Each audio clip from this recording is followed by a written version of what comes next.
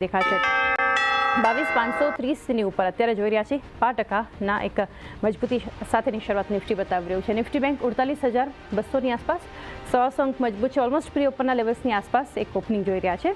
સાથે mid cap અને small cap જોઈએ 48,630 ઉપર લગભગ 150 અંકની મજબૂતી સાથે નિફ્ટી મિડ કેપ ઇન્ડેક્સ અને સ્મોલ કેપમાં 15,100ની આસપાસ અત્યારે લગભગ 5%ની એક મજબૂત શરૂઆત જોઈ રહ્યા છે. સેન્સેક્સ પણ 5% ઉપર છે. 74,240 લગભગ 200 અંકની એક મજબૂત શરૂઆત આપણને બતાવી રહ્યું છે. એડવાન્સ ડિક્લાઇન રેશિયો પણ પોઝિટિવ છે કારણ કે 1281 સ્ટોક્સ અત્યારે છે જે એનએસસી પર એડવાન્સ સાથેની શરૂઆત બતાવી રહ્યા છે. તો એની સામે 371 સ્ટોક્સ છે જે આપણને ઘટાડા સાથે એક શરૂઆત જે છે એ ખાસ કરીને બતાવી રહ્યું છે.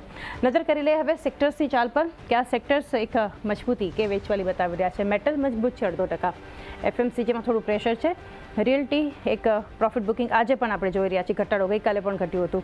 નિફ્ટી ફાર્મા 5%નું દબાણ છે. નિફ્ટી આઈટી 0.5% મજબૂત છે. આઈટીમાં જે અત્યારે ખરીદારી થઈ રહી છે એ મહત્વનું કારણ કે ઘણા સેશન્સથી ઘટતું જોઈ રહ્યા છે.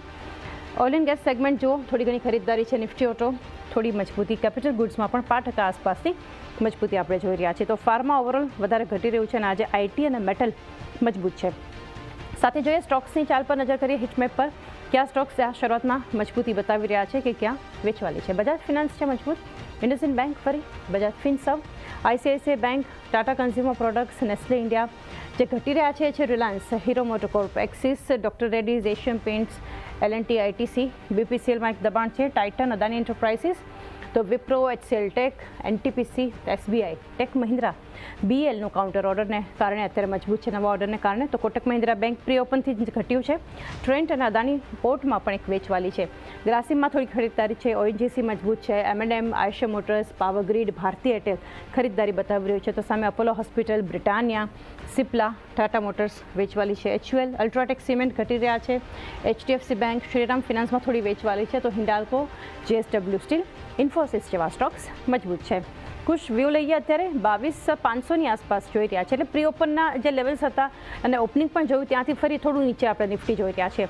નિફ્ટી બેંકમાં પણ આપણે જોઈ રહ્યા છીએ 48,130ની ઉપર અત્યારે કારોબાર એ લેવલ્સ પર નીચે આવતા જોઈ રહ્યા છે. કઈ રીતે આ શરૂઆત જોઈ રહ્યા છો? હવે આગળ શું ફોકસમાં રાખીએ માર્કેટ પર? ડેફિનેટલી ગઈકાલે પણ આપણે સવારે જે રીતે ચર્ચા કરી જ્યાં સુધી 48,300 ઉપર નહીં જાય બેંક નિફ્ટી મને લાગે છે વીક જ રહેશે. અને આપણે જો ઉપરના લેવલથી પ્રેશર આવી રહ્યું છે નિફ્ટી બેંક નિફ્ટી બંનેમાં, મને લાગે છે કે ધીસ વિલ કન્ટિન્યુ. ઉપરથી પ્રેશર આવે છે એનો મતલબ સપ્લાય ઝોનમાં છે. આજે મે બી નિફ્ટી રેન્જ પણ રહી શકે છે પણ જો બેંક નિફ્ટી 48,000 નીચે જાય તો મને લાગે છે સારો ફ્રેશ સેલ ઓફ જોવા મળી શકે છે.